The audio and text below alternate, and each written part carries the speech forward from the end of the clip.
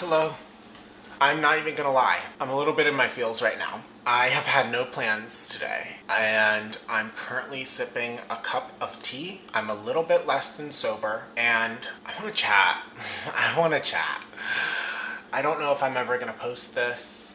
A lot of the things I've been feeling are really vulnerable and maybe less than ideal for the internet. But to me, this has always felt like an extension of my diary and an extension of the things that I always feel. And I really want to find a way to communicate that. And so that's what this is for. So Valentine's Day. I've been having a lot of conflicting feelings today. It's both an anniversary of one of the shittiest times of my life and also sort of just seeing all of the love in the air right now. Sometimes that's really great, and sometimes I am able to really be happy for other people in their love. Today is not one of those days. I'm struggling not to be cynical about it, and honestly I'm at a point where I just can't see it right now because it's gonna upset me. And so let's start with maybe a year ago. So starting on February 1st of this year, I've been having lots of anniversaries recently. It starts on February 1st, it ends on March 13th. But February 1st of last year, I went into quarantine for what would be 22 days. And during that time, I met a guy that I was really into. Meeting him made quarantine really difficult because suddenly I was trapped for 22 days and I sort of had to put my life on pause. But every day I could message this guy that I was really into and see others living their lives, and that was really hard. But also being alone for 22 days, I had a lot more time to think about things and to think about what could be with this relationship. And then I got out of quarantine, and then that relationship did not work. And I felt really stupid because I felt really hard really fast, and I only knew this guy for like a month. And those effects lingered to this day. That sort of 28-day whatever stint meant so much to me, and it was the first time that I really liked someone, and that sort of attractiveness was reciprocated towards me, and I felt that he liked me too. And I'd never been in that position before, growing up in Virginia where there were not many out gay people. I'd never felt attractive like that. And I remember every day waking up and being like, today's gonna be the day he ends it, and then he wouldn't end it. And it was sort of right after I stopped worrying about that it ended. And today, him and I were great friends, and I feel for the first time very much over that relationship. And I don't look at us and think we should be together. I really like our friendship, and I'm really comfortable, and I'm really happy in that. But those anniversaries still sting, because even though I don't feel the same way about him today, I can still feel that pain from a year ago. And so February 14th was the day I was moved to Berkeley's sort of separate quarantine housing. And as a germaphobe, that was worst case scenario for me. It was really terrifying. And I also had a Valentine's Day virtual date with this guy. And moving to this quarantine housing took a lot out of me. I fell apart, really. And I somehow managed to put the pieces of myself back together to try and have a really beautiful first Valentine's Day date with someone, even though it was virtual. And I think I've been struggling a little bit because I feel really unfulfilled emotionally and physically, because I've been spending so much time looking back in the past, and it's really hard to live in the present right now with all of these anniversaries, and especially with COVID having been spiking and that really piquing my anxiety about everything, and feeling so close to it felt last year. And so that sort of sets the stage of what my life has been like recently. Academically, I feel fulfilled for the first time in my life. I'm pretty on top of things, and it's not as hard as it used to be to stay well in my classes. And socially, even with friends, I'm seeing more friends than I have in a long time, and it's going really well, and those moments are really happy. And then I return home to this empty apartment,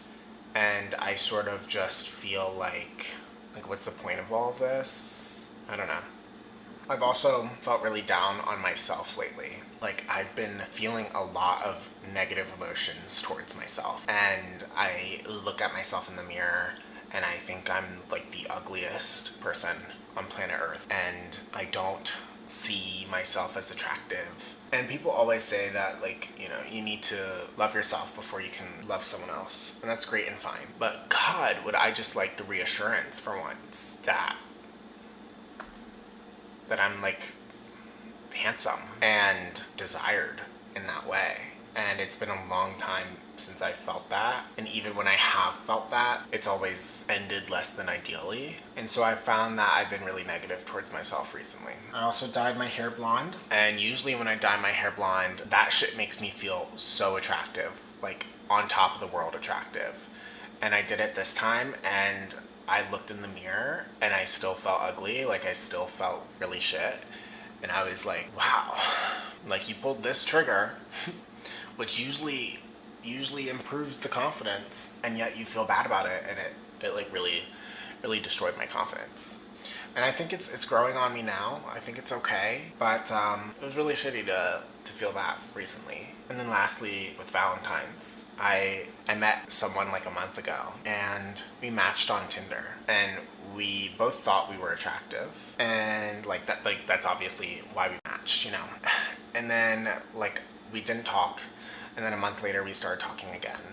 And it was like very quickly he was just looking for friends. And this was before we'd even really like started getting into the talking. So I was like, cool, like, let's do friends. And then I met this guy. And I don't know if you've ever felt this. This is only the second time I've ever felt this. I like fucking fell in love platonically. I have a friend back home who I love with all my heart. And when we first met each other, her and I, we absolutely fell in love platonically, and like it went 0 to 100 real quick. And we joke that we would get married one day if I wasn't gay. And so I was feeling these same feelings with this guy, like just absolutely falling platonically. Except this time he's also gay, and he's also really attractive. And so not only is his personality fucking top tier, but he's really handsome. And I think in my head, I know that, like, he doesn't feel the same way. And it's made me a little bitter because I wish he did. And I also just kind of want to ask him because at the very least, if he doesn't, I want to know. I don't know. I very much understand that the world I'm living in right now, how I view myself and how I view others, is not the world that inherently exists. Like, it's not the world that others are experiencing. I know that the way I see myself is really distorted right now, and I know that I'm a bit jaded because of all of these anniversaries, but it still doesn't really, like, lessen how it feels in the moment. I describe this cycle as sort of a pendulum. Last year when I met that guy and it didn't work out, my pendulum swung quickly from wanting a relationship to feeling like I needed to explore myself physically with others and close those sort of physical gaps that I felt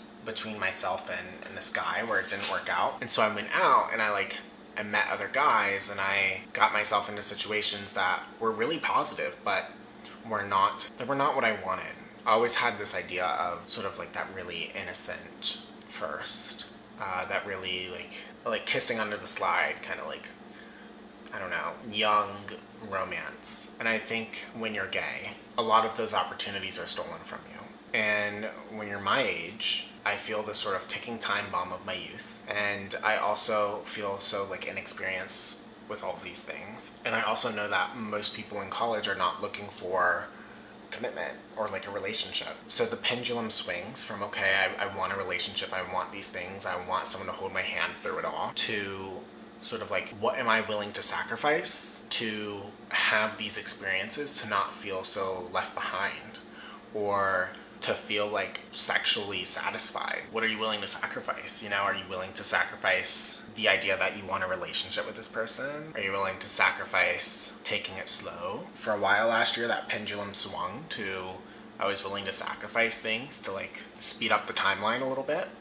And I had some really beautiful intimate moments with some really beautiful men. And then I realized that that wasn't what I wanted. I really wanted a relationship and like those sort of like first with someone that care about me. And so that pendulum swung in the other direction. And it's sort of remained there ever since until recently where things have gotten shaky because I'm having like a lot of intense feelings. And once again, these conversations of what are you willing to sacrifice? And so far that hasn't been taken out on like less than ideal situations with men, but that's definitely manifested in other ways. Ones that probably I don't want to talk about here right now, but maybe less than ideal situations that I would not have put myself in if I didn't feel pressured to speed up some arbitrary timeline.